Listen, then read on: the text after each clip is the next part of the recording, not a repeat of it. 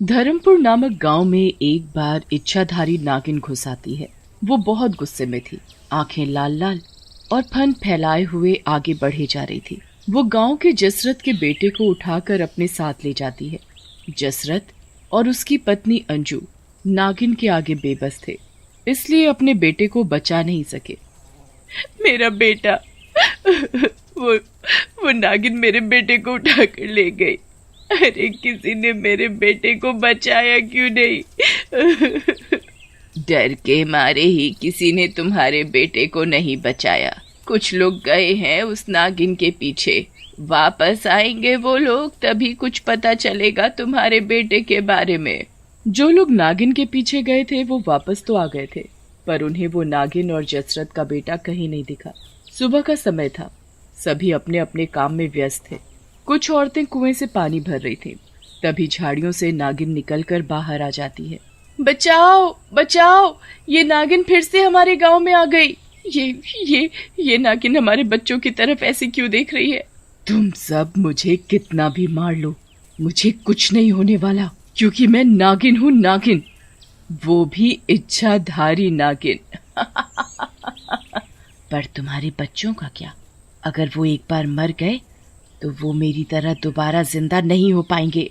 इतना बोलकर नागिन सभी बच्चों को उठाकर वहां से तुरंत निकल जाती है। वो मेरी बेटी को उठाकर ले गई, उसे बचा लो कोई। मुनिया के बापू, मेरी बेटी को बचा लो, उसे वापस ले आओ। वो मेरा ना वो नागिन मेरे बेटे को भी उठाकर ले गई है।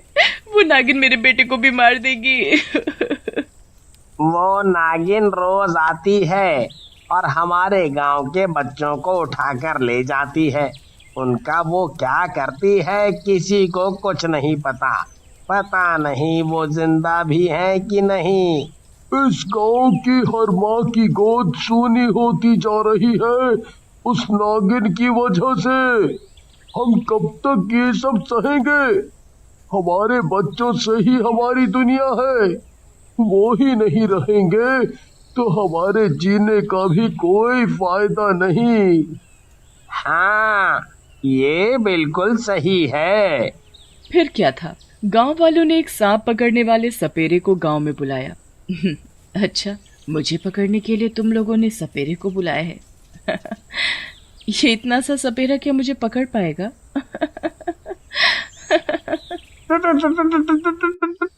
तुम लोगों ने पहले क्यों नहीं बताया कि नागिन इतनी बड़ी है?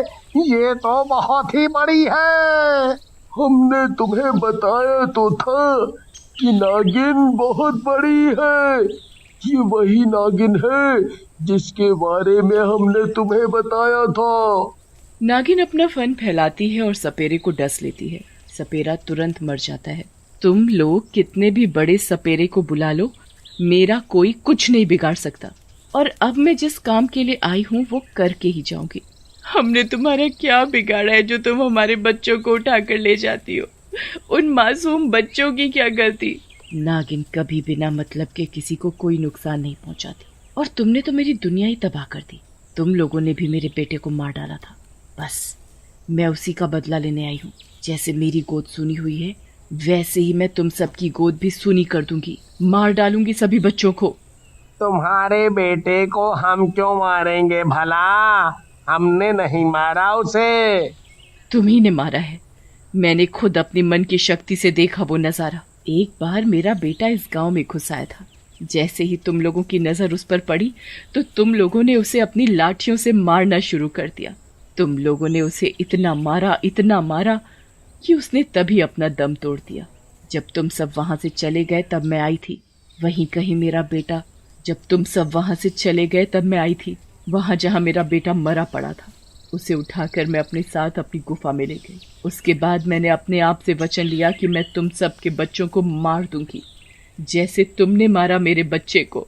नागिन के बेटे को बहुत बड़ी भूल हुई है।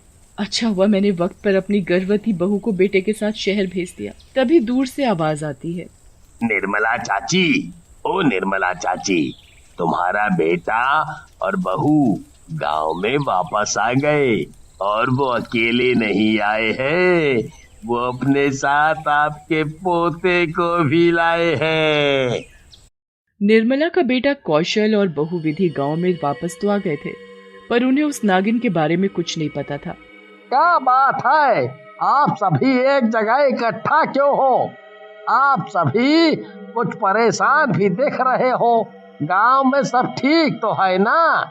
क्या हुआ माँ, आप किस सोच में खो गई? अपने पोते को गोद में नहीं लेंगी क्या? हम लोग बहुत थक गए हैं सफर में, थोड़ा आराम चाहते हैं। गांव वाले और निर्मला उन्हें कुछ नहीं बताते। निर्मला उन्हें अपने साथ घर ले जाती है। शाम का समय था। निर्मला कुछ सोचते हुए अपने बहू बेटे को खाना परोस रही थी। तभी कौशल पूछने लगता है, माँ, तुम्हें मेरी कसम, बताओ क्या बात है? जरूर कोई बात तो है जो तुम हमें बताना नहीं चाहती। जब से हम गांव में आए हैं, गांव के लोग कुछ बदले बदले से लग रहे हैं। किसी के चेहरे पर कोई हंसी थी ही नहीं, सब गुमसुम से। निर्मला रोने लगती है और बोलती है, बेटा, तुम अभी बहू और अपने बच्चे को लेकर यहाँ से वापस शहर चले जाओ। निर्मला कौशल को नागिन के बारे में सब बता देती है। फिर क्या था, गांव में तभी नागिन घुस आती है। कौशल अपनी पत्नी और बच्चे को अंदर छुपा देता है और एक चादर लेता है। उस चादर को वो इस तरह लपेटता है जैसे सभी को लगे कि उसमें उसका बच्चा हो। कौशल उसे हाथों में लिए बाहर जाता है और नागिन को वहां से जाने को बोलता है। ओ नागिन, इस गांव में आतंक मचाना छोड़ दे और यहाँ से जा। अब तू हमारे बच्चों पर नजर डालेगी तो हम तेरी आंखें निकाल लेंगे। तू मुझे जाने को बोल रहा है? हाथ में बच्चा पकड़े हुए है और मुझे चला भगाने। अगर मुझसे ऊंची आवाज में बात की तो तेरे इस बच्चे को उठाकर ले जाऊंगी। अब के आखिरी बार सूरत देख ले अपने बच्चे की, फिर कभी नहीं देख पाएगा, क्योंकि आज मैं इसे ही लेकर जाऊंगी। नागिन फौरन उसके हाथों से बच्चा छीन लेती है और जाने लगती है। कौशल नागिन का पीछा करता है और गांव के कुछ लोगों को भी अपने पीछे आने को बोलता है। कौशल की हिम्मत देख सभी उसका साथ देते हैं और उसके पीछे पीछे जाने लग जाते हैं। नागिन जंगलों के बीच अपनी गुफा में घुस जाती है। ये नागिन तो गुफा में चली गई, पर गुफा में इतनी रोशनी किस चीज की है? रोशनी की वजह से कुछ साफ नहीं दिख रहा। वो तो सब ठीक है, पर तुमने अपना बच्चा उस नागिन के हवाले इतनी आसानी से क्यों कर दिया? कौशल सभी को बता देता है कि उसने सिर्फ बच्चा दिखने का नाटक किया नागिन के आगे। उसमें बच्चा नहीं था, उसमें सिर्फ चादर थी। तभी गुस्से में नागिन बाहर निकलती है। उसने मुझे धोखा दिया। मुझे उस चादर में कोई बच्चा नहीं था। उसे शायद पता नहीं कि मैं नागिन हूँ। नागिन, उसे छोड़ूंगी नहीं। नागिन कौशल को मारने के लिए जैसे ही गुफा से बाहर निकलती है, कौशल पीछे से उसकी गुफा में घुस जाता है। गुफा में घुसते ही वो हैरान रह जाता है। जो तेज रोशनी थी वो एक मणि से आ रही थी और वो मणि उसी नागिन की थी। उस मणि के आसपास वो सभी बच्चे बेहोश पड़े थे जिन्हें वो अपने साथ उठा लाई थी। नागिन ने किसी को नहीं मारा था। कौशल जैसे ही मणि को हाथ लगाता है, नागिन को एहसास हो जाता है कि मणि किसी के हाथ लग गई है। वो फौरन गुफा में पहुंचती है। ए लड़के, इस गुफा में घुसने की तेरी हिम्मत कैसे हुई? और तूने मेरी मणि को हाथ लगाया? ला, मेरी मणि मुझे वापस दे। मैं अपने बच्चे से बहुत प्यार करती थी। इन सभी बच्चों को मैं अपना बनाना चाहती थी, पर इन सब ने मुझे माँ कहने से मना कर दिया, तो मैंने इन्हें बेहोश कर दिया। इन्हें मारा नहीं। वो देखो उधर, वो मेरा बेटा है, मर चुका है वो। मैं बस उसे ऐसे देख कर ही जीती हूँ। नागिन की बात सुनकर कौशल को उस पर बहुत दया आती है।